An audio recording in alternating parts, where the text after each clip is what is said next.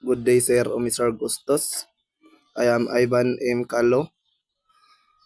Our activity for today is all about collection and preservation of biological evidences, specifically blood and body fluids collection.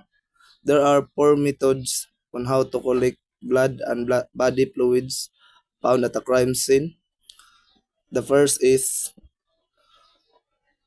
cutting, second is tip with absorption, third is tape lifting, and last scrapping.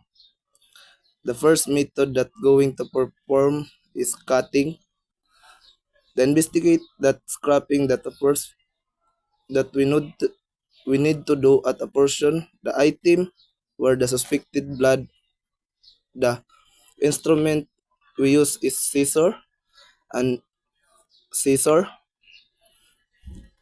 and then we put into the paper bag in order we use to preserve the type evidence that we discover at suspected item. The second is with absorption, and I use item to get a blood is cotton buds and distilled water to get suspected items and put onto the paper bag to preservation and laboratory examination.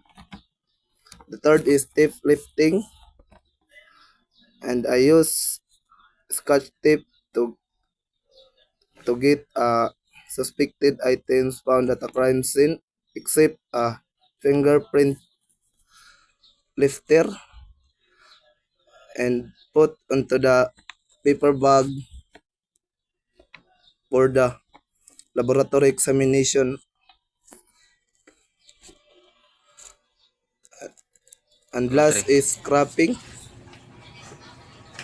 I use a sterilized knife and bond paper to get suspected blood and fold and put onto the paper bag for the laboratory examination.